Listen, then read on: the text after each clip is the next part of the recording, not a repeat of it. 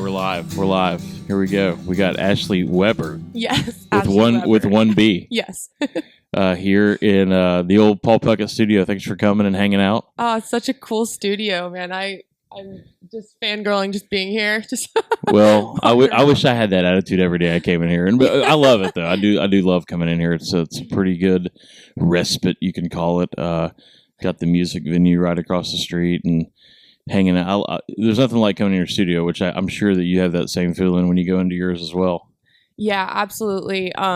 Every time I've been on a trip or like somewhere for more than 4 or 5 days, as soon as I get back, I'm like, okay, I feel like I'm back in my, I can start thinking about my life again. For sure. Yeah.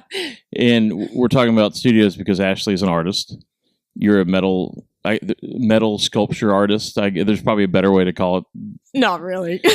Well, we're gonna. Yeah, I work in stainless steel. I have a little warehouse shop, so it's not a traditional art studio. It's more like an auto workshop. Yeah. But That's got cool. my own little space. So. And we were gonna feature the permit later that you brought. Such an amazing gift. She didn't just give it to me though, because there's going to be a return. Yes, we're gonna absolutely something in return. We're doing a barter system here, so that's really cool. I've always enjoyed looking at your stuff on Ashley Weber Art with 1B on Instagram. Yeah. Just to go ahead and throw it out there, well, because sometimes we'll forget it at the end if we don't do the promotion part of it. But thanks for coming. You. Appreciate that. And you are from Florida and live in Florida. Yeah, I'm born and raised Florida girl. I was born in Cape Canaveral and grew up in Satellite Beach in Melbourne, and then I moved to Sarasota to go to Ringling College of Art and Design. Okay. And then I moved back home and bought my house in Rockledge. Awesome. So I'm right on the Indian River Lagoon. So you grew up fishing that fishery. Yeah. We had like a little Proline like skiff growing up, and my dad's more of like a drink. Have some drinks and drift a grass flat kind of, Yeah. So grew up catching like trout, like little snapper, redfish. And then once I was like in college, I started fishing the mangroves over in Sarasota on my kayak, and then right after college, I got into fly fishing. So you've learned that cast in only how many years? Because you were casting some lasers yesterday into the wind. Thank you. How long have you been fly fishing then? Probably since 2017. Okay. So that's not that's a good amount of years, but you're definitely casting well, and in the fishery that you fish in, Mosquito Lagoon area and up Indian River, I guess, a little bit everything. Yeah. That's a tough fishery, and it's been tougher since you've been learning to fly fish in the last 10 years. Yeah, I mean, I wasn't fly fishing back when the grass was, at its highest, but I was like saltwater flats fishing since I was little. So the fly fishing has been new, but I was, doing the same process just with a spin rod with like artificials or shrimp. So it's instincts are the same, and the learning, learning where the fish are, learning how to fish them is the same. It's just the approach is just different. And do you enjoy fly fishing more, or is it just one of those things that you needed a new challenge? I felt like at that time I needed a new challenge, but now it's just so fun for me. Like I just even when you're not even seeing fish, just like trying to hit the little like pockets in mangroves and stuff, it's just like a game. It's like sports. Like I grew up playing volleyball and like in sports, so like it's just I don't know. It's just more fun and more competitive for me to keep like with myself, not with like, others, but like it's just it's more fun. And you throw the wind involved and all the things that make saltwater fly fishing more challenging and difficult. It's just even more satisfying, especially when you can pull it off. Absolutely. Now, speaking of the Keys, so you go to the Keys quite a bit? Yeah. I started going down to Big Pine right after. Well, when I was growing up, we would go down to the Keys pretty frequently with my family. But when I was out of college, I had some friends I made down in Big Pine, and I was going down there all the time, and then to fish and to tarpon fish. And as soon as I started throwing a fly, there was some buddies of mine from Montana that were like, you've got to start chasing the bigger tarpon. And I thought that was way out of reach, And then when I started going, I just got like completely obsessed with it. And now I've been dating somebody for about a year, Will McCabe. He's up in Isla Mirada. So now the last year I've been down Isla Mirada a lot more. Gotcha. But awesome. Yeah. Big Pine is kind of the main place that I've fished in the Keys for the most part, due to a couple friends of mine. Joel Dickey, he guides down there, and he's originally from Georgia. When I worked at the Fish Hawk, that's how I got to know him, and then his buddy Kenny Atkinson. But Big Pine I've come to love so much because I feel like it's a little bit more diverse. There's a little bit more things happening. permit, bonefish, the whole thing, and the backcountry. I love fishing the backcountry. I love it. I fell in love with, I've always been in love with Big Pine, like my whole, it's just, there's so much nature. It's like a little segment of the Keys that's, just seems a little bit less touched still. Yeah. And I, like you said, it's like, it's great when you've been sitting on the ocean or like doing some tarpon fishing, it's slow. And then you can like just go right out to the backcountry and look for permit. That's like, is there a better day? Like that's just, and it all of a sudden just feels like a whole nother fishery with like when you get to the contents and it becomes kind of a different feel and a different vibe. Yeah. The contents. I caught my first permit on spin in the contents on my birthday with Christin and Ryan Finney a couple of years ago. I love the contents. Yeah, we're lucky today. We got a special guest here, a local as well. We're going to bring up later in a little bit. So I'm glad that we have a little pre-introduction friend of yours. Yeah, absolutely. So I'm pumped about having her as well. So at what point and how did you start merging? Let's talk about your art background. Okay. So whenever someone asks me, like, how'd you learn to do this? Have you always been painting and drawing? I've been like, well, as a kid, we always drew and painted, right? We just never stopped, essentially. Yeah, right. So how did you end up kind of refining what you're doing into sculpture? So I, like you said, as a kid, like always drawing, painting. My mom was like creative and she would like let me do whatever I wanted with my room. Like I'd paint it whenever I wanted. Like it was, she like encouraged it. Okay. But then I knew I wanted to go to Ringling College of Art and Design. I started taking college art classes when I was in high school at the local college. And then I wanted to go to Ringling College of Art and Design. And when I got into there, I was in the illustration program.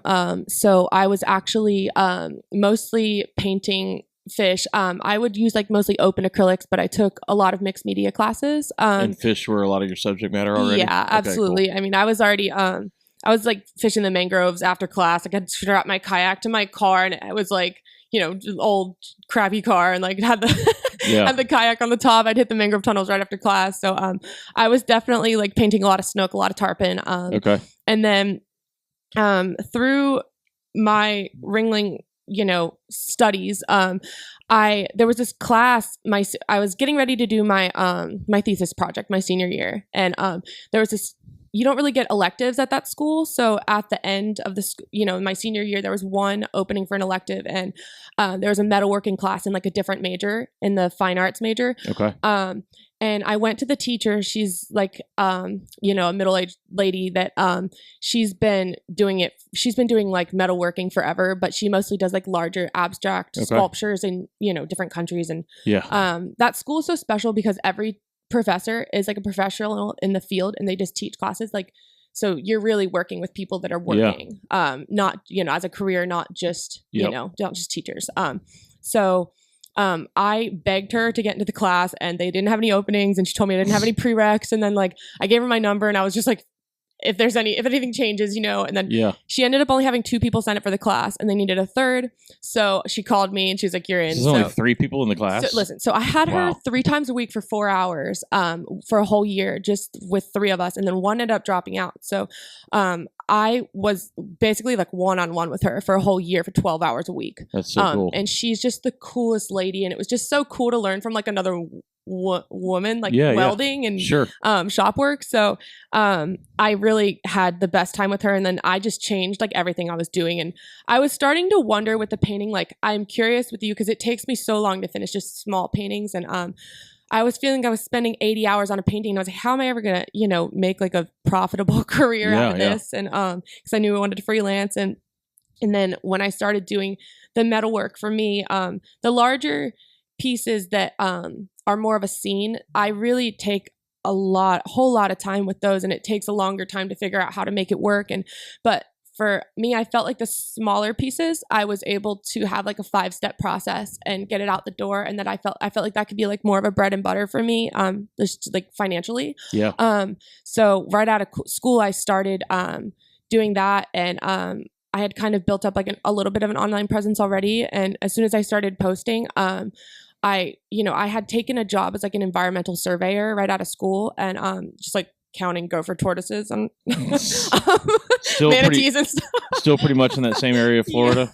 Okay. Yeah, still near Indian River Lagoon. Manatees and tortoises. Manatees, I was counting them, marking them with the GPS. I only had that job for like a month, and then I quit and just went like full time, and I've been full time since then, since 2016. Wow, that's awesome. Thank you. I mean, it took me a long time to say, okay, I'm a full-time artist. I went through like 20 years of working at a fly shop, which totally helped my career. Like from Jackson, Wyoming to Atlanta to here, working in fly shops, or Dallas before that. Like I built kind of clients as that happened. So many connections. Yeah. And that's also why this industry has been so good to me too, because I'd go to like industry shows, and by the time I could say I'm an artist, I had this total just foundation of people in the fly fishing industry that absolutely helped me. Yeah, so absolutely. I was super lucky in that regard. I'm sure it would be very hard and challenging to be what you did. Your path obviously is working out, but just all of a sudden, okay, I'm in the fishing industry, fly fishing, and I'm an artist, and let's make this happen. Like that's hard, but clearly it's working out for you, and it probably adds another. And sometimes I have days where my anxiety gets the best of me, and I'm like, do I have all my eggs in one basket? I don't know. I just keep going. But those are those little hills that you climb and you get, and there's always going to be another challenge. It's kind of like the more money, more problems kind of thing. Yeah. Like the more advanced you're getting, the more problems you deal with, it just makes you better and gives you more confidence to get past the next challenge. Yeah, for sure. absolutely. And I know I'm a hard worker. So like, I just, it's been pretty smooth sailing since I started, but there was one little batch, like right after COVID, like when everything kind of went up and, in price and inflation and everything. And then there was one little 3-month patch where I didn't have a single order come in, and it really scared me because that was the first time I had been on an upward slope for like the last 7 years. And then that one that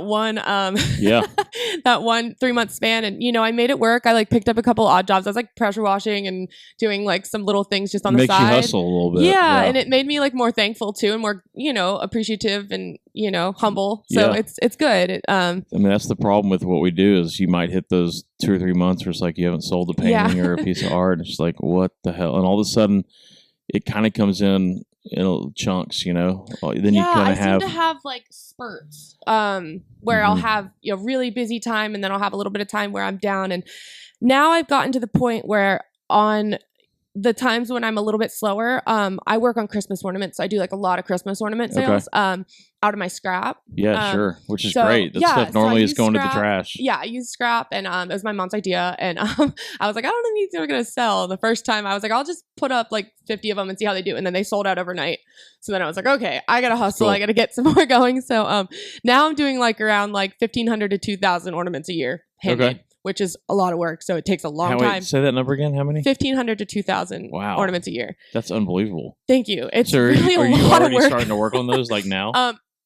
I've been working on them all year. Okay. So like now when I have like 2 or 3 weeks where it's a little bit slower, I'll just start to stockpile some ornaments. But this is the first year I've been able to do that. Like the last couple years, I was I was just doing it all at Christmas time. It was like my shoulder was just so messed up. Like I was just going 12-hour days. Your paintbrush is probably 20 pounds. My paintbrush is an angle grinder. Like, and you're like holding it and like trying to get the soot off the back of the metal, and like the little ones.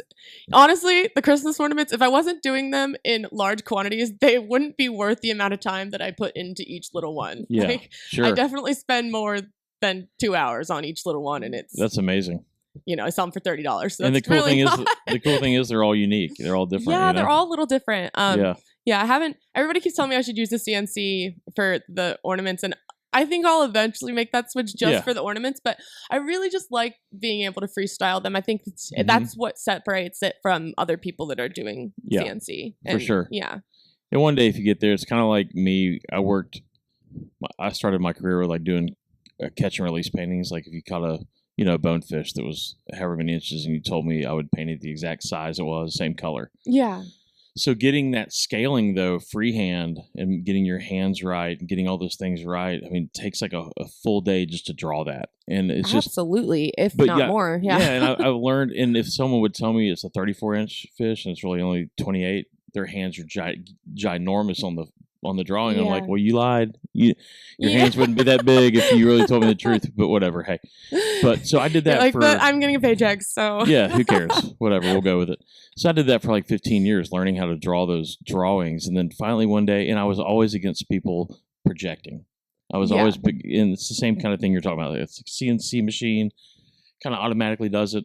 The projector, you're not even painting or drawing, you're projecting something. But now, one day it clicked. I felt like, okay, I've done this for 15 years. I've drawn these, and now I'm gonna, fuck it, I'm projecting it. Yeah. Now I'm getting that fish to how long they said it was, and I'm projecting. And now you're still doing the original drawing on the paper too. Exactly. It's not like somebody's printing some. It's not you're printing something out. Yeah. And I know in my heart that I could have drawn that. Yeah, but now I've turned a 12-hour drawing into 30 minutes. Yeah. Now I can paint, and actually I have all that time to do things. So I don't feel guilty about it anymore. But for about a month, I was like, oh my God, I'm totally going against what I always believed.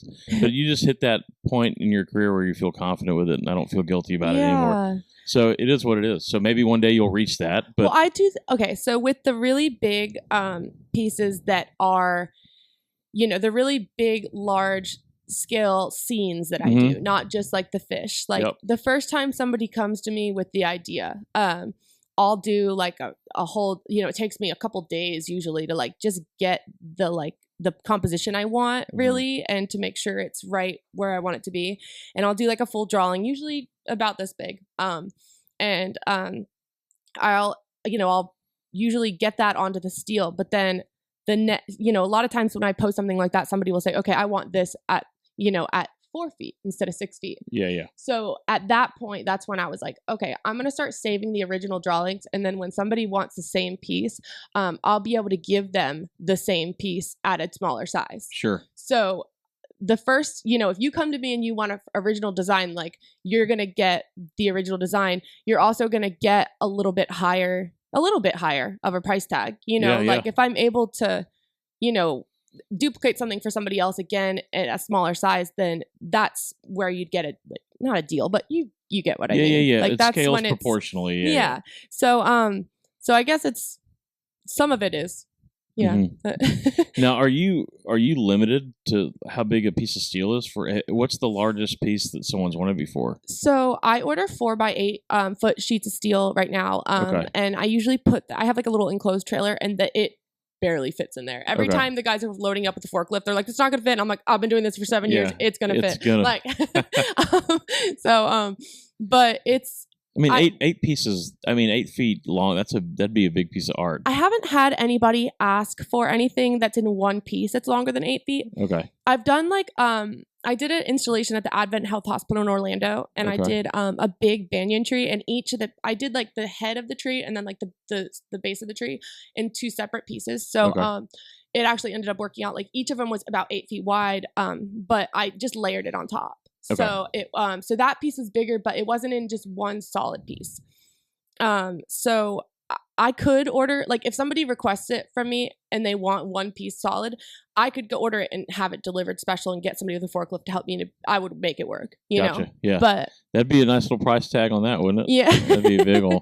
But I love the ones though where you include like the scenery, like the mangroves, and I'm sure and I was looking at that mangrove. I mean, a fish only has a certain amount of cutouts to it, unless you just decide to add some scales or whatever. But a mangrove, that has a lot of little windows to it. Then you were talking. Absolutely. Yeah, we kind of started to talk about that at dinner yesterday, and we were like, wait, hold on, let's talk about this tomorrow. Yeah. Let's pause the conversation. So that takes a lot of work to do something like that. Yeah. So with the mangroves, especially, but sometimes with other pieces too, when I'm drawing up the mangroves, so what I was explaining to you last night is when I start to cut with, I draw in with Sharpie onto the steel, but then when I start to cut with the plasma cutter, as soon as I push the torch on, it goes black.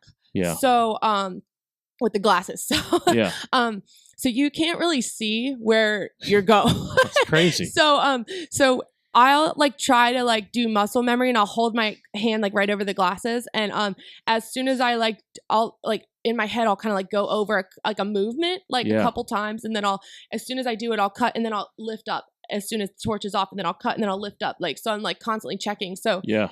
With those kind of situations when it's really technical with the mangroves, I'll actually fill in those areas with Sharpie just so I can see more of a black and white difference. Yeah. And it makes it easier to not cut off a mangrove leg on accident. Now, obviously you're welding. Can you attach back something that you've accidentally cut off, or are you kind of screwed at that point? In some places, if it's a fin or something that's not as noticeable, I've done it. Okay. But I feel like people are spending their hard worked money on something that I'm giving them. So if I cut through something, I usually start over. Okay. Like I'll usually just scrap it and start Yeah. fresh. I haven't really had to do that too many times. Okay. Maybe 10. I could probably count it on my hands, and I So- know which ones. And but most of the time, most of the time I make sure it's what people are paying for. Well, because like in Yeah. a watercolor painting, once you screw something up, you kind of have to start over. So Yeah, I'll I do the understand hardest that. parts first. Well, is that kind of something Absolutely. you? I go. Okay. I know exactly what you mean. Like I always try to start with the face. Well, it really depends on the fish. Okay. And sometimes it depends on how I can get it propped onto my table. Like honestly, the hardest part of the whole process is just me trying to get an 8 by 4 piece of steel onto my table, like by Yeah, myself. sure. Like it's really hard. A 4x8 piece of plywood is and ridiculous. it's bendy, Yeah, and it can yeah. cut through your foot. So Sure. or your wires. So I'll like I get it nudged over there and I prop it up, and then I get up on my table and I like squat, pull it up, and then I like push it up, and so sometimes I have to work with what I can position it to be cut at because I have to hang it over the side. Yeah. But ideally I like to start on the face. Like Okay. you said, the most important part first, because I feel like if you don't nail a mouth on a fish, especially, or like just like the face shape, then that's where it's gonna not look the most realistic. Okay. Like I feel like you've got to nail the face. Yeah. So that's usually kind of where I start if I can. It's funny when I do watercolor paintings, or because my catch and release paintings are usually always watercolor, and I always save the face for last Oh, that's funny. because like all the work of it is kind of boring until you get to the face. So I want to do all that stuff and get it over with, and like the face is in the eye. To me, is like kind of the icing on the cake for me. Like, Yeah. it's like, oh, now it's a fish, and I kind of Yeah. because I mean and I totally agree with what you're saying. With what you're doing, the face should be That's done a different first. process. Yeah, for sure. Well, there's also days, sometimes my machine gets a little sticky and it'll kind of get some soot, like the first like 4 or 5 cuts, Yeah. So I'll usually do like a little test shot and see Okay. what's going on that day. If it's being sticky, I'll do the tail first and like Okay. let it work out its kinks, and then I'm like, okay, you're ready for the face. Yeah. But- Now, are plasma cutter the main thing you use, or grinders as So well? I use plasma cutter to do the cutting, and Okay. then I grind down the back side of the fish to get all the soot off Okay, from the back, and use the angle grinder with like a flat disc. gotcha. Like usually 60 or 80 grit. Now, are plasma cutters like expensive? Like, are there better ones? Like, where you got the I use a cheaper one Hypertherm. first, It's and like you got the only brand I would trust to Okay. use. And I honestly want the 85. I have the 65, but when I started, they didn't make the 85. now what is So, that? But what's the um, 65 to an 85? What is that telling you? It's I should know more about this than I do. I'm a girl. No, that's fine. Like, is it just like maybe lighter and It's quicker? it's voltage, I think. Okay, I think. gotcha. That's 65 amp, right? Yeah. No, yeah, that sounds reasonable. Sure. That's right. So it's just going to blast out more power. Yeah, so what happens with me right now is it was a lot of trial and error, like me just having these machines in my shop and working there. Like some things would go wrong and I'd be like, I just have to, tinker with it, play with it, figure out what's, Yeah. and I had some people, work a couple rows down with me that would kind of come over and help me self-diagnose things. Yep. So the main issue is I use an air compressor to run the plasma cutter, right? So my air compressor is 60 gallons, Okay. I think. So it has to stay, for the plasma cutter to work most effectively, it has to stay like under 90 psi, and over 60. So Okay. that's like a really tight range. And I have I have 3 regulators trying to regulate the air pressure, Yeah. but for some reason it just like keeps wanting to go over. And so I go back and I turn on the air compressor and I let it fill up to 100, and then I go over and I cut, Oh, yeah. and it'll only cut for like 3 or 4 minutes, and then it's down past it 40 Oh, again. So then I man. have to go back on and turn it on again. So if I had a bigger air compressor tank and then the 85 amp plasma cutter, it would allow me to like have more air running consistently, because the 85 amp can hold, like, you can cut with like a higher psi too, and then also it will cut faster, and like, so that's less soot and then like more precise lines. Okay. So Gotcha. So hopefully in the next year or two I'll be able to yeah, make the purchase. get a better air compressor. Yeah, I want Hypertherm to sponsor me. That's funny. So, so it sounds like you used to paint, and draw, and illustrate have you dabbled with that again since you've kind of gone full steam sculpture? Yeah, every once in a while. It would make my family really happy if I was painting stuff. Really? My grandma's always like, "When are you gonna paint again?" That's funny. But I really I do anything people come to me for. Yeah, like yeah. I'm paying bills too. You Sure. know, like the stuff I post is the stuff I'm most proud of, or the stuff that fits the aesthetic of my, like with the fishing and the, if I think it looks good, Mhm. But usually there's 100 more art pieces for every like 4 that you see. For sure. So I'm doing a lot of other stuff too. Like had a couple American flags and a Okay. couple, like different weird birds and Yeah. So you're open to some commissions out there. Yeah, and I take logos sometimes. I just did a van wrap for Harry Goods. They're gonna wrap a van. And, Okay. that was fun. So we did like a redfish. They're good folks. Side. They're great. Yeah. Nathan's doing a really great job. Okay. Yeah, and so we did like redfish marshy on one side with like a raccoon on a gator, and then the other side we did like bonefish tarpon, bonefish tarpon permit, and then on the back we did a snook, like traditional Indian River Lagoon, So you got a little few things happening. Mainly sculpture, I'd like to start doing some mural work too. I used to do murals when I was in high school and college in the summer. Okay. And, I love doing mural work. I just, I don't know. I just do whatever work comes to me. I did different spurts is different things. Yeah, sure. The metal seems to be my bread and butter. Yeah, that's the thing you would probably enjoy doing the most. Oh yeah, definitely. Yeah. Well, we'll definitely get an up close shot of it in a little bit. But I love the texture on it. I told you yesterday on the boat, I just love the way you round the top of the fish and the bottom of the fish just in a perfect manner, just to add that kind of 3D dimension. Because so much of the metalwork I see is just flat. Yeah. So you pop that fin out, and it's really cool to see it in person. Thank you. For sure. I feel like it's hard. The metal is so reflective, and it picks up on so much. It's like it's not shiny enough to be a mirror, but it's like the grit just below that. Mm-hmm. So in pictures and in videos, it really just like reflects whatever else is around it. Yeah. So I feel like sometimes it's in person, people are like, wow, that's a lot different than I thought, like it's. I like that though. Like I love seeing, it's almost like seeing paint brush strokes on a painting. Yeah. Like I get so many people, and it's, I don't know if maybe it's my fault, but I'll post a painting. Yeah. And on Instagram, you're seeing it very in a certain, like, just a one dimension kind of. And it kills the resolution. Yeah. And it kills, it's so small. And it kills the brush strokes. And like everyone's like, oh my God, it looks just like a photo. And when I see that, I'm like, okay. I know you think that's a compliment. And it is. I'll take it as a compliment. Yeah. But you can't see all the cool little brush strokes I'm doing that if you see it in person and up close, you're like, oh, that's not a photo. That's why it's art. Yeah, exactly. And I hate and love it. Like when people say, oh, I didn't know if it was a photo. I'm like, okay, well, I appreciate the compliment, and I do appreciate that. But I wish you could see all the other things going on with the painting. But on Instagram, you just can't see that. Because especially your work, I mean, I've been such a fan forever. Ever since I started, I already knew who you were, your paintings, your work. Well, I appreciate that. I just feel it's like so cool to actually be talking with you about our work. That is just such a cool thing for me. But with your work, especially,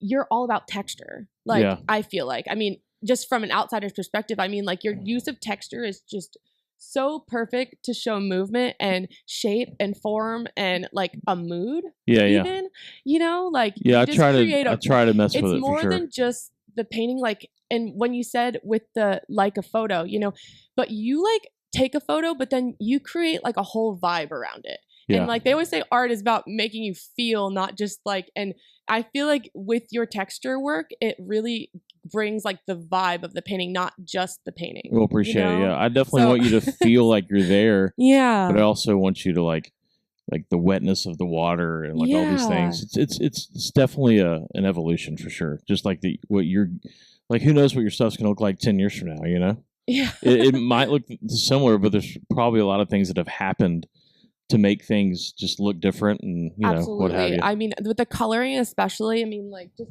so I use an oxygen acetylene torch to do the coloring. Getting that wide view up here.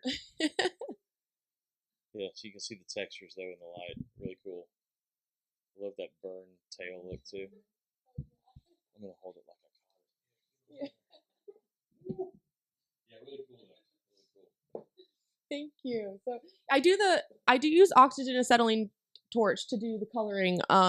So even just, in the last couple years, I've started to notice sometimes in the past I would have one fish where I had no idea why, but it just turned out way more colorful than the other, especially with the blues. And I would just be like, why? Probably just the environment, like what's in the air and just humidity, not humid. And that's why it makes each piece so unique. But also I'm like noticing like it's a chemistry. Like you're noticing like if I put a little bit more acetylene in here, it's going to make this bluer. And there's just like the most subtle differences. It's like when you're dialing in a reel, when you're like figuring out how much pressure you can put on it, like, tarpon fishing, like, like you start to be able to, it's more of a feel than like a setting. For sure. So I feel like with the torch, like I'm always like tinkering with like the knobs and just like it's just too chemical, it's oxygen and acetylene, but for some reason there's just like a feel, like I feel like the stream and the torch being like a certain way, and I'm like, okay, that's more blue, or like that's more gold.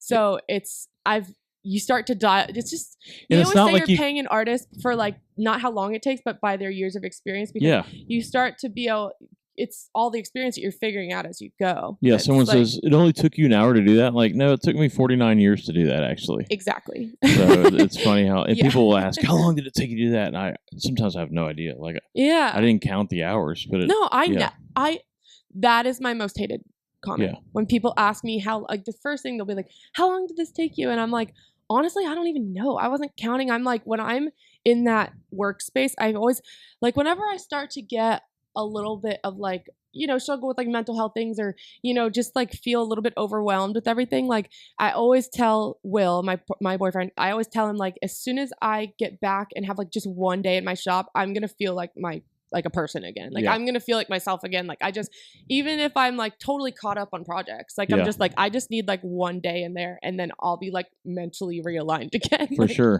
For sure. But for sure. And some pieces can take an hour and some might take 15 hours, but they're equally just as good. Like they both have different vibes. Like I don't even count when I'm in there either. Like I'm just like, I have no idea. I started it a couple weeks ago, probably spent a couple days, and then it's funny. That's funny. Around. It's funny that you get that question as well. So I guess all artists get that question. Right. Somebody on a different podcast I did ask me at the end what was like my biggest piece of advice to give to people that were wanting to pursue art and get stuck on paintings. And I said to him, like, I said, let me think on it. But then at the end I circled back and I was like, okay, this is the big, like what I think is that if you can work on like a bunch of different projects at the same time, then when you get stuck on one, you can move to the next and you can still feel productive and be productive. But you're not like just, when I was in college and working through this, like I would have one thing that I had to finish by a certain date and it would kill me. Cause like, then we talked about this a little bit yesterday. Like if you just muscle through it at that point in time, you're just going to go with like the first idea and it might not be working completely. But if you give yourself like 3 weeks or even like you said, 6 months to think on it and work through it, then the next idea, like it's just going to click for you at some point in time. Yeah. And then you can go, and then that idea is just so much better than the first one ever would have been, because it's more developed and it felt right. Yeah. So, that's the best thing I've learned in the last probably 2 or 3 years, is to have 5 or 6 paintings going. Yeah. Because I always have like multiple things going on at once. Because if you get bored with one, you can just slide one to one real quick. And with oil painting, you have to kind of let things dry before you can do something else. Yeah, absolutely. So to have a few paintings going is the most efficient thing you can have. Or a drawing, painting, or illustration project, whatever. Have multiple things going, because you're going to get bogged down with something and bored. And like you're saying, just kind of, you'll hit a rut. Yeah. And then you can work on the other things, and that kind of frees up your brain to 3 days later. Oh, okay, I'm good. Just keep being efficient. Like that's the hardest thing to learn, I think, as an artist, that you're actually doing to get paid and making a living with it. You have to get efficient at some point. Absolutely. I'm still trying to figure out how to do that. I'm learning, but because my mind is just all over the place. I have that classic especially artist like we're distracted. Also like we were saying, wandering people. Like if you're in one location for more than 2 weeks, like me, like I just get like I need to go somewhere. Like I need to do something. So for sure, when you're like that all over the place, it can mentally sometimes it's like you got to like focus in on work on what you feel like working on. We're gonna get Christin up here in a second. We don't let her fall asleep over there. I want to put your page up here and just put it in the camera so people can see. Oh, thank you. Check out your Instagram. But before we kind of take that route, what are some kind of other fishing trips you have coming up soon? So I leave in about 2 weeks for Alaska. I'm going up to see Will and go to Tick Chick Narrows Lodge, just north of Dillingham. So he's guiding. He's guiding. Yeah, there? he's been guiding there for like 15 years. Okay. So in Cool. the summers. So yeah, I'm excited to go up there. I went up last summer, and it's my first time. It was my first time in Alaska, and I just can't wait to get back up there. I told him I'm jealous that he gets to spend this time when it's so hot here, like up there in just such a pristine area. Oh my gosh, just it's such a mental reset. Yeah, thousands of fish and just such a cool place. It's so cool. He sent me a drone shot last night. All these sockeyes just pushing away from the boat, like just thousands of them. It's wild. Now, does he get to have a couple days off while you're there? Like, how does that they're work? Really sweet. Okay. They're so good to him and to us when we're up there. Like they'll let us, him and his good friend he's been guiding with up there forever. Adam, actually, Adam's from Charleston. Yeah, Adam. Yeah. We see Adam every now and then. He's here. So he's does like the guide schedule, so he's really nice too. He knows the program. So like they'll usually last year there was like 2 or 3 days where I didn't get to go out, and then one of the families that was there had kids and they were taking them to see the bears at Katmai. Okay. So they brought me along and like cool. And then So you get out there as kind of a floater and you just get to kind of fill in wherever there's openings. Yeah, and then sometimes also like it doesn't get dark until midnight. So they'll get back in at 5. Sometimes I'll just like pack a little like PB&J picnic for us and we'll go back out, cool. like that's awesome. So yeah.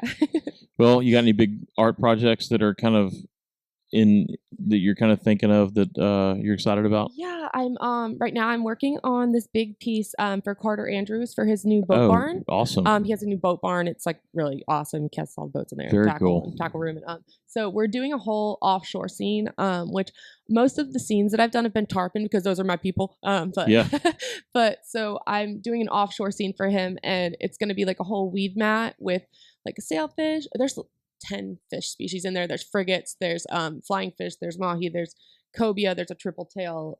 It's like every weed mat, anything you can find under a weed mat in very cool. Yeah, and Jupiter or Stewart Vero area. Sorry. So I guess you do the weed mat like a cutout of it and put just stuff under it, like kind of your mangrove, but a reverse of that, I guess, huh? Yeah, so both. I've got some under, some over. Okay. It's like an over-under kind of deal, but it'll be in a whole bunch of different pieces because it's pretty big. That's like awesome. A whole wall. So.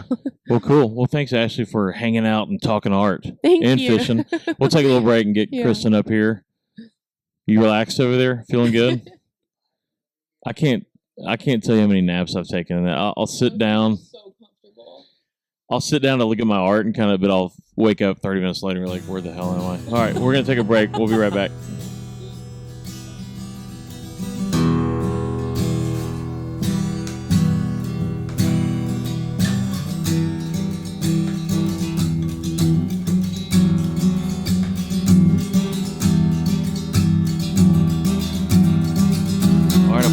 Applause. Christin Kruger's joining us from here in Charleston. I grew up in Alexandria, Virginia, but my mom's from Charleston. Okay. So we're all here. All right. Well, I didn't know that. I'm glad you threw that in there. And you were telling some stories yesterday about your dad being from Africa. And... My dad was from Zimbabwe. Is from Zimbabwe. But now he's over here. Cool. We're get in that mic. You got to get in that thing. We're very much in Charleston, my family. Okay. And I'm loud, so I'm trying not to be. I'm normally like screaming. Yeah, these mics aren't that good. And sorry that chair's so high. To be loud. I mean, I'll be loud if you want me to be loud. That chair's high too, so sorry about that. That's fine. So yeah, my mom's from Charleston, my dad's from Zimbabwe, and we all live in Charleston now together. Okay. My 2 sisters are here as well. Okay. Yeah. Cool. Well, awesome. And you guys, let's hear how y'all met. So we met on Instagram. Yeah, we're Instagram besties. We were sliding DMs. Yeah, we had been chatting for a while, and then I had a trip coming up. I was going up to Appalachia to fish with an old friend, and I had a different girlfriend coming with me, and then she canceled on me the day before, and Christin had just gone back from Zimbabwe. And am I allowed to curse on here? Yeah. I was like, oh, hey, we can do some light cursing. You look like somebody that can just go fuck around for a week. Like, do you want to come to meet me in Appalachia? I was like, you're very much correct. I can fuck off for the week, and I would love to come meet you in Appalachia. And it was the start of match made in heaven. Yeah, we met in Apalachicola. Apalachicola. You know, that's a fun fact. It's named after the Appalachian Indians and the Coca-Cola factory that used to be down there. Thought it was made up. It's not. Yeah, I was like, what kind of place are you taking me to? Wait, they really threw the cola park? That's really what that is? Yeah, that's where the cola Florida. comes from. Yeah. Wow. I And mean, yeah. isn't that's the Chattahoochee River, and when it hits Florida, it turns into the Appalachian River or something? That's your parts down there. Yeah, that is. That's your backyard. Tell us You're more. going to Lanark next week. I know. You got I'll find out for sure. Yeah. But Tate's Hell is down there. We stay in this houseboat. It's a caravelle. It's like, and love it. The Stardust Cruiser. The Stardust Cruiser. That's awesome. It's a vibe. Yeah, it's definitely a vibe. We were trying to figure out what trip we wanted to talk about on here the most, and let's hear it. It's the Slovenia trip. Yeah, that one. And how did you ever fall into a Slovenia trip too? Kristen and I have been traveling together a lot. Yeah, I was working in the UK for a year. I found a temporary job. I just went to go visit my friend, and while I was there, my dog died. R.I.P. Chubbs. So anyway, I was like, I'm not coming home. So I was like, I found a job in the UK, just a temporary one, and I was like, Ashley, you got to come visit me. And we got to plan a trip, and she's the planner. I'm the one. I just show up. I have a good time. When we go on trips, I plan. I book everything. I meticularize all of daily plans, and then she Venmos me. I just show up. Yeah, I Venmo and I show up, and I'm like, I'm here. That sounds like a pretty awesome situation. But you know, yeah. I do take care of you during these trips. Sometimes. You always take care of me. I get sick on every trip we go on. Well, I also put us into some precarious situations. You know what I need. Yeah. So you work well together. It's a little give and take. We balance each other out. Yeah. I had been so I started researching what fishing we could do in Europe, and while she was over, or in the UK when she was in the UK, and so I found these marbled trout in Slovenia in the Soch Valley. I'd already been to Slovenia a couple times before Ashley got there, because that's a whole nother story for probably a totally different podcast than this one. So I was, she got to Slovenia before I did. I was really bummed. So then, but she didn't do any fishing. So I was like, okay, I've been chatting with this guy. A bunch of other stuff, though. So we decided. So I flew into London. And she was staying in Winchester, but she had a friend in London that Eduardo that was going to host us. Yeah. So when we got, this is how this trip starts. I fly overnight from Orlando to London, overnight, all night. We wake up, we get there, we hit the ground running. We do pick all you up the at Clapham Junction. Yeah, we did all the touristy things in London. And then we go, all day long, and then we go straight to her friend's flat to start getting ready for this party. It's like the theme is going to be 80s Prince and Prince, and it's Prince, the singer, and then Prince is like royalty. Okay, so Prince and Prince. Prince and Prince party at this. It's like. Was it like the owner of old Universal Records studio, and it's down in Don't ask me. Was it near Chelsea? I think it was near Chelsea. Near Chelsea, of course. It wasn't near Chelsea. It was somewhere out there. So I don't know where we were. You have to go down these stairs and into this.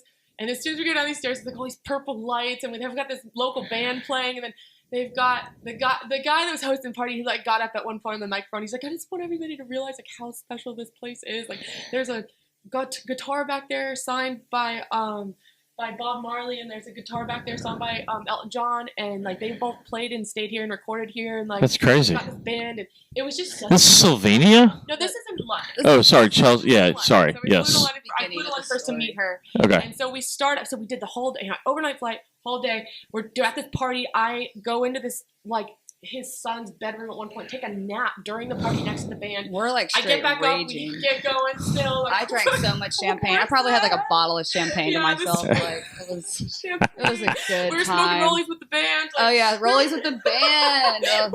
They love rolling their little cigarettes there. They call them rollies. Well, that's what I was wasted. So I was like, rollies with the band. They probably. That's awesome. I think they were laughing too. I like to think they were laughing too.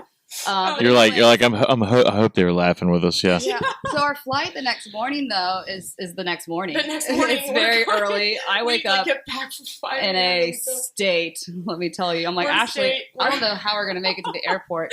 Where do we fly out of? Luton or Stansted? I can't remember. Oh God, Luton's such a pain to get to. And then we go to Naples and Napoli. Napoli. The pretentious. We were told we were saying it wrong. We went to Naples. We flew into Naples. But by the time we get there, it's nighttime again. Somehow. I don't know. It was nighttime. It was nighttime.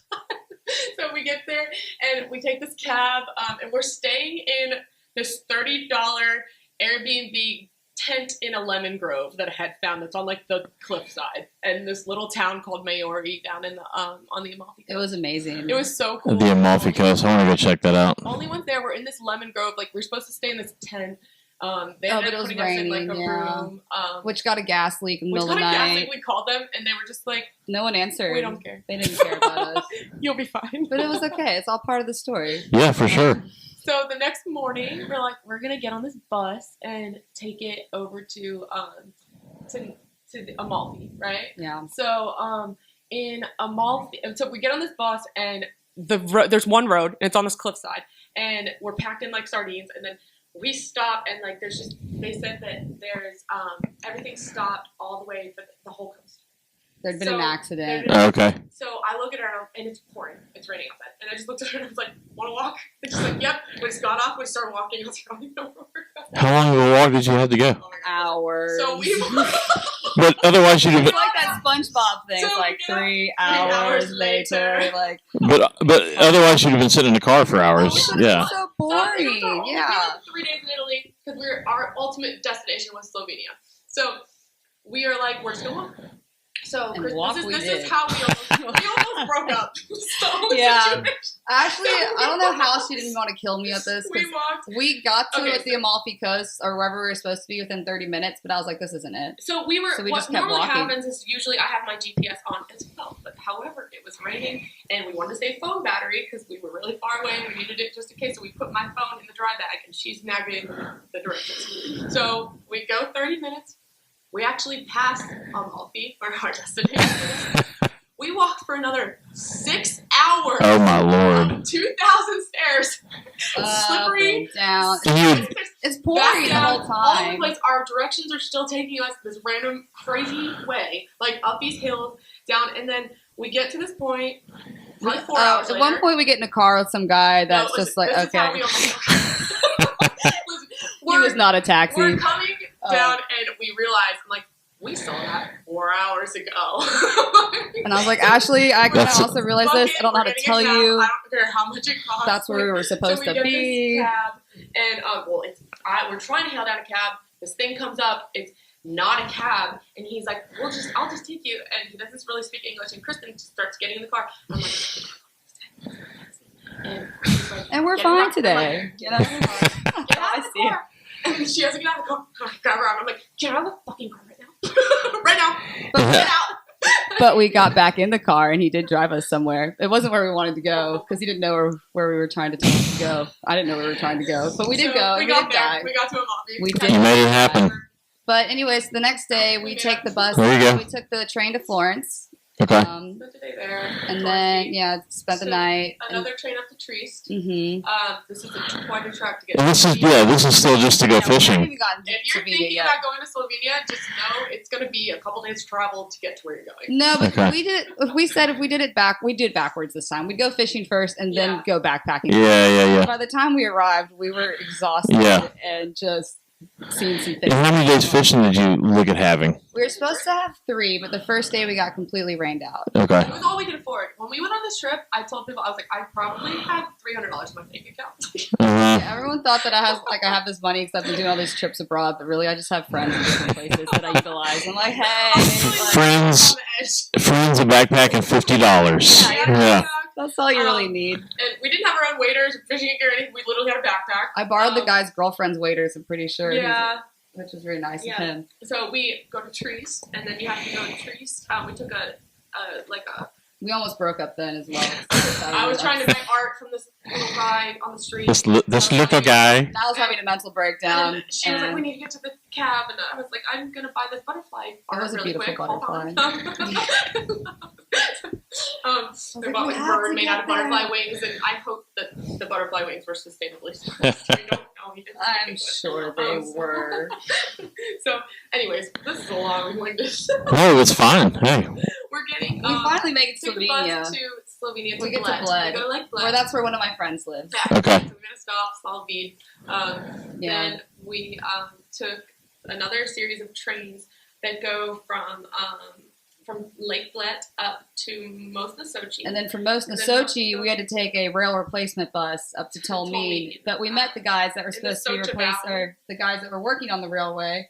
They were all drinking with us. They were all wasted at the train station playing the accordion, having fun. And I was like, and they're like, just call us over, like, come sit. They can hardly speak English. Like, drink with us. And they're we're having accordion. A great time. Yeah. And I was like, are y'all the people that are supposed to be fixing the thing? Like, yeah, that's us. And I was like, okay, cool.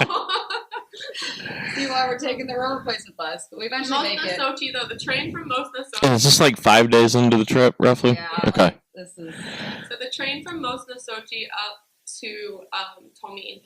It's like or maybe it was the one before it because we had to take the rail replacement bus. Yeah. So the train to go to Mosna Sochi, you've got a railway conductor in a pinstripe suit coming around and hand stamping your tickets. Like old school. We step out at the Mosna Sochi trainway station,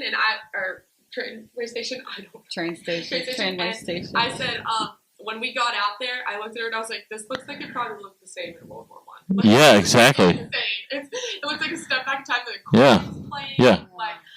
That's cool though. It's a step back in time once you get up to that Socha Valley, and then we get to Tomin, and we plan on taking an Uber or something to our place. And there are no Ubers. There. So it's probably it's going to be like a 4-hour walk, but it's not that far by car. So we're at this like hostel, like eating pizza, and this kid. I found this little 17-year-old kid. I was like, hey, you want to give us a ride? Did he say hell yeah? Hell yeah. So he gives us a ride to our cabin. Gave us a little more than a ride. Not like that. That sounds dirty. Oh my god, no. I mean, yeah. So we go up to the cabin, and we're staying in this little cabin I found. It's like $20. It was like $20 a night. $20 a night. Yeah. It's like a plywood cabin in Socha Valley. It's like a little A-frame.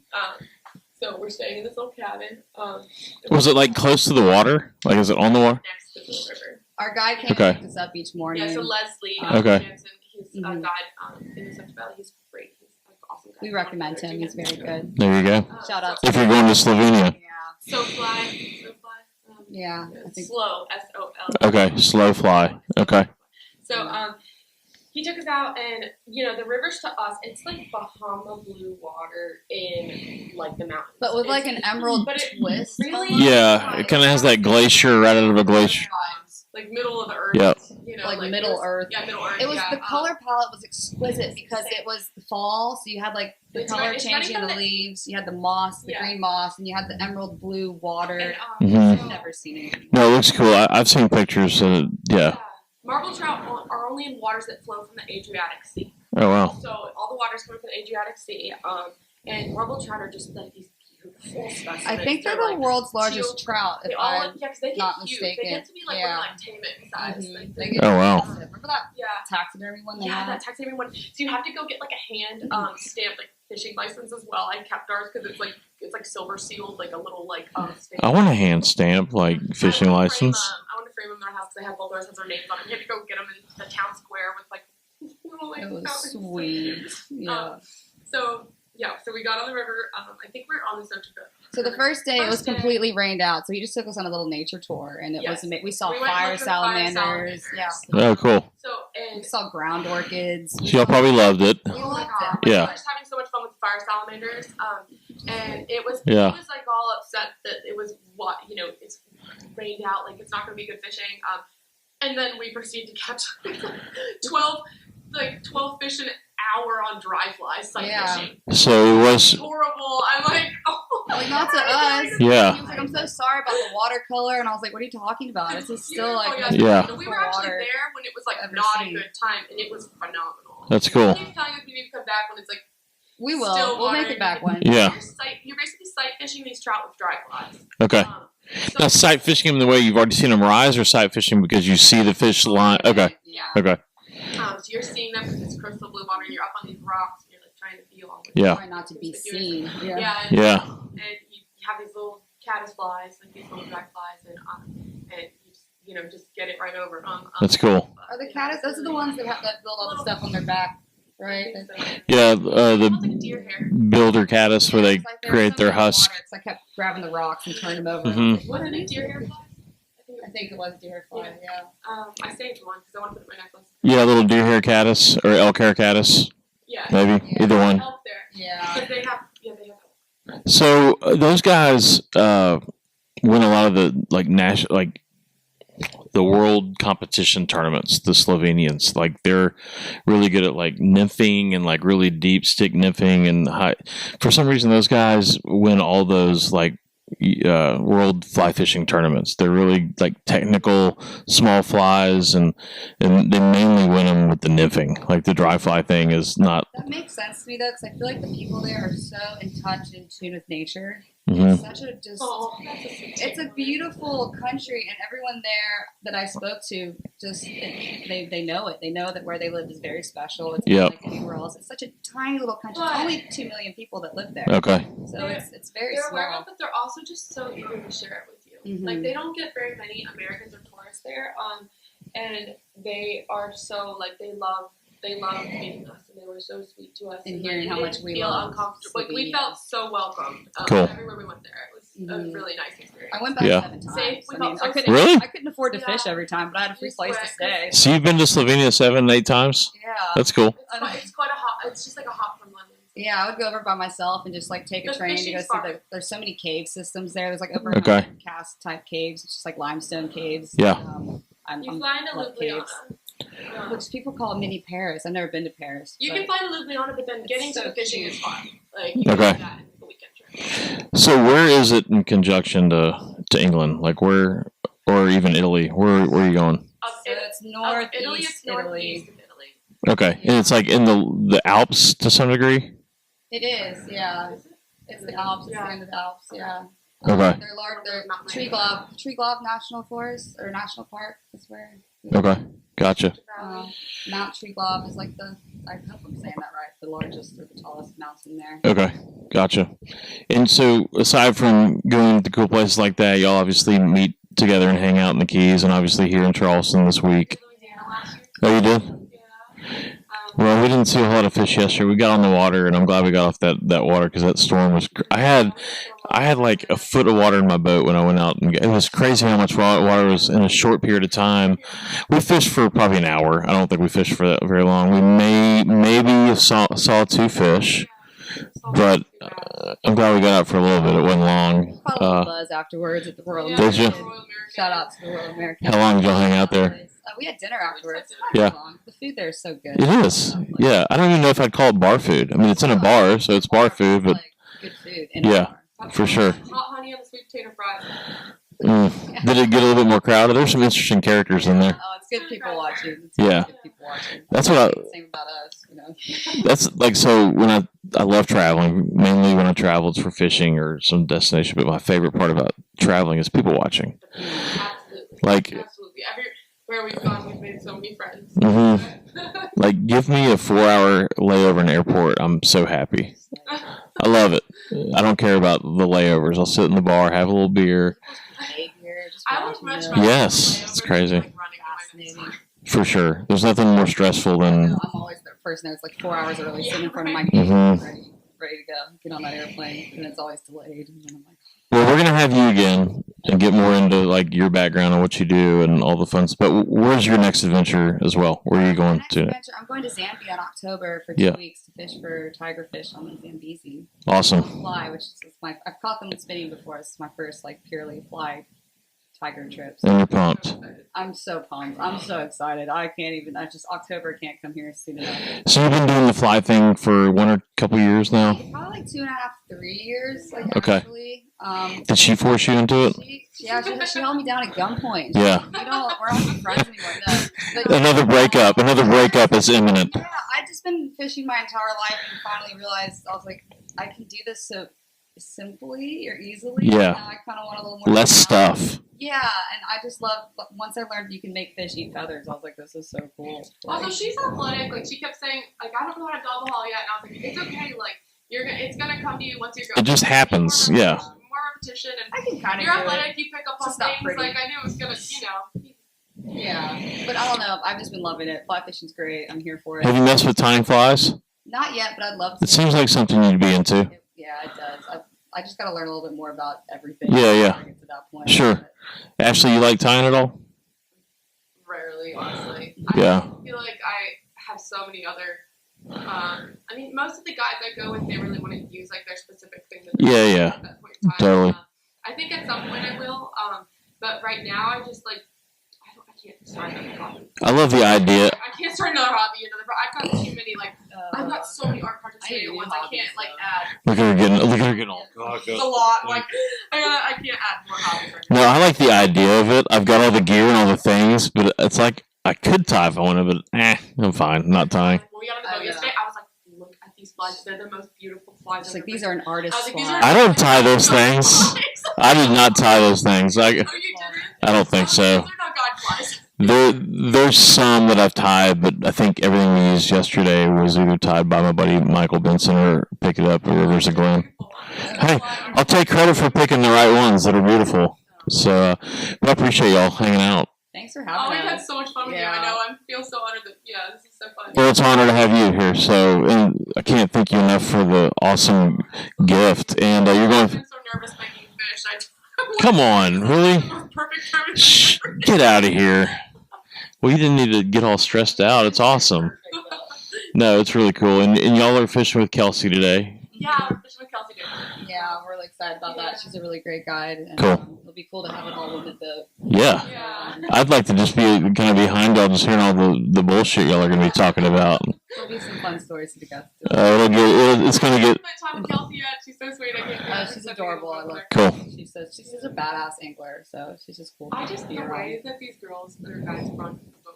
Whenever I'm out with Lacey, I'm just like yeah. You get this all the time. I was telling Kelsey that I was like, I could never do this. She's like, no, Kristen, of course you can. Being so sweet, and I was like, no, Kelsey, I'm going to tell you right now. Yeah. I'm learning. Yeah. I'm learning. I'm not there yet, but I'm aspiring.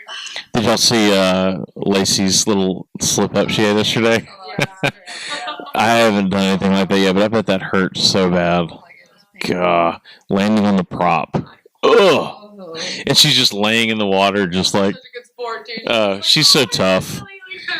So it's funny. I got this story about Lacey. So when I worked at the fly shop here in Charleston, Scotty's shop, I worked there for about a year right when I moved here.